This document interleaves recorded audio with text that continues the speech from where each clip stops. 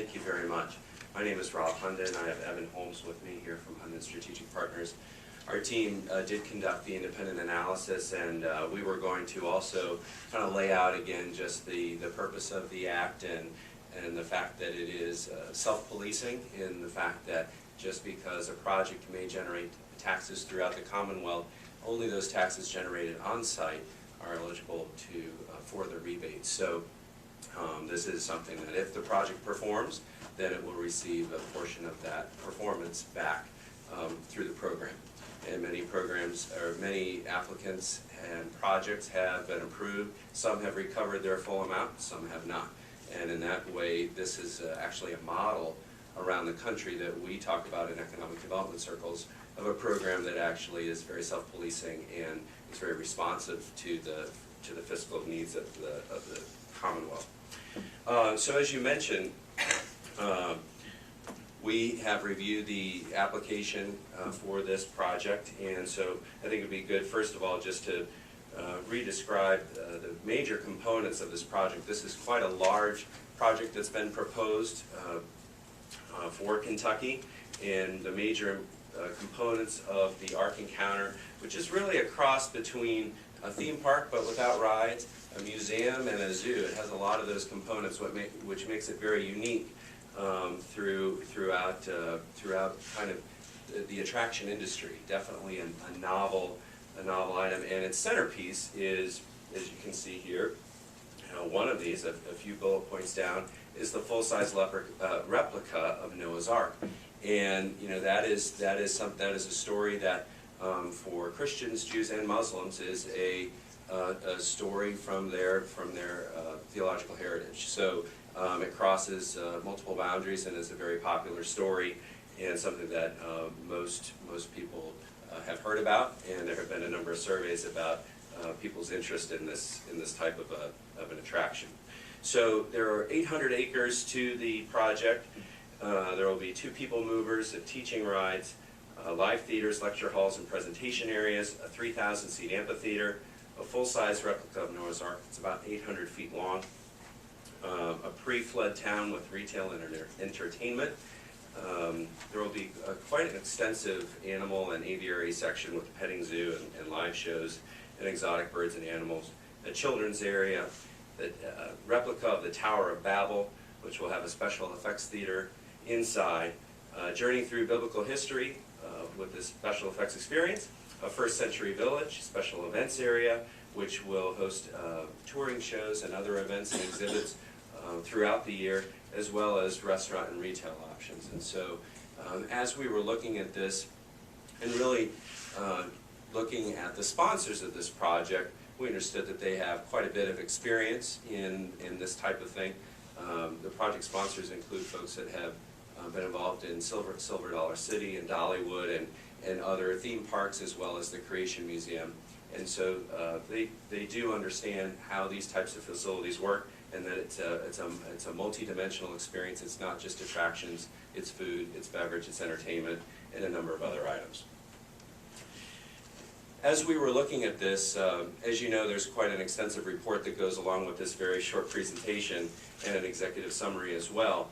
And we determined there are a number of critical success factors that are somewhat similar across the spectrum of theme parks and museums and zoos and the like. And we really reviewed all these based on what was being proposed. And so I'll just review those briefly here. First of all, it needs to be somewhat easily accessible to the national population base, which we believe this is. It's within a day's drive of about 2/3 of the country's population. It should have a strong local and regional population base, and within really about a 2-hour drive, you've got multiple media markets and about 5.5 million people within the local regional population base.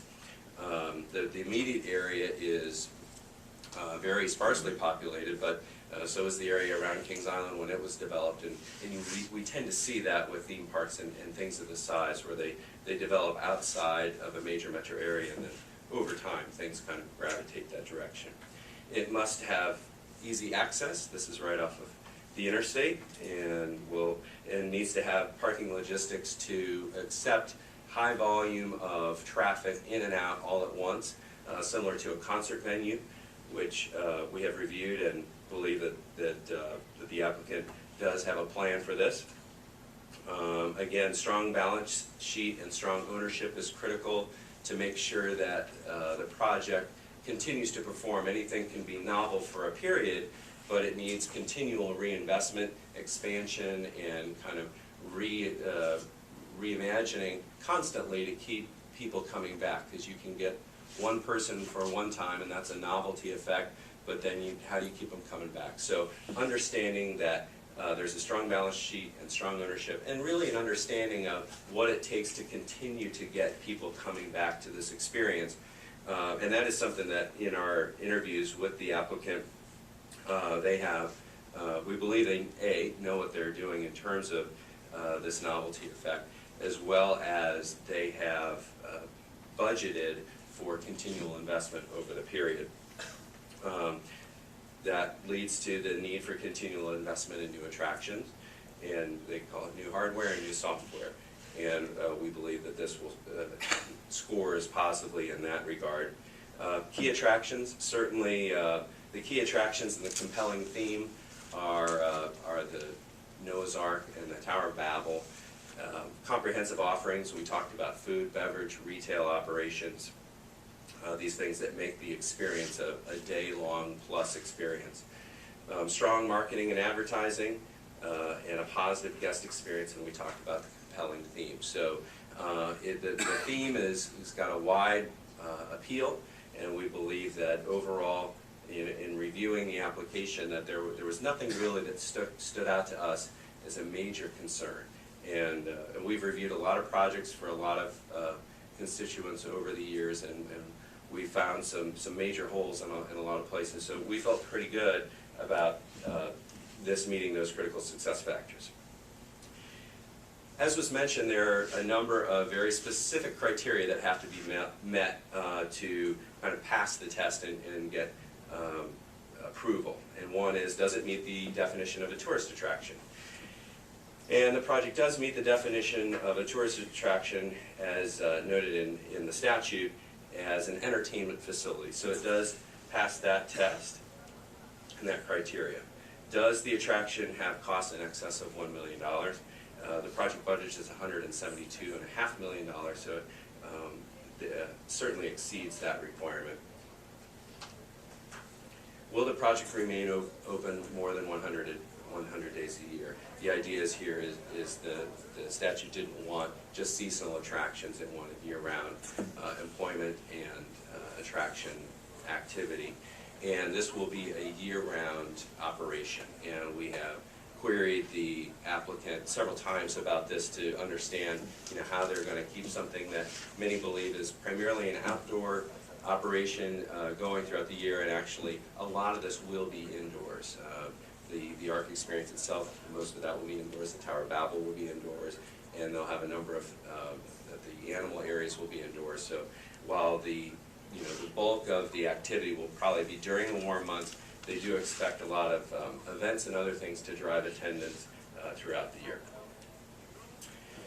The attraction does not adversely affect existing employment in Kentucky. This is really where a lot of our analysis focuses. Of course, we look at a lot of things as we're looking at the economic, fiscal, and employment impact, but one of the purposes of this requirement is so that an applicant does not propose a project that is similar to something that already exists. So if there was already, let's say, a biblically themed theme park or park experience already in Kentucky, and this one came along, that might present a problem, because this would be seen as cannibalizing that economic activity. So what we look for in all these projects is it unique? So if you were here during our last presentation when we talked about the Kentucky Speedway expanding so it could host a NASCAR race, that will be the only NASCAR race in Kentucky. That is unique, and so it will probably not cannibalize too much else from Kentucky, although you can certainly argue about that. But that's the point, is that you want to have a novelty effect, a novel attraction. And this is a very novel concept, and we do not believe that there's anything else in Kentucky that is similar to this. And so we do not believe it will adversely affect existing employment in Kentucky.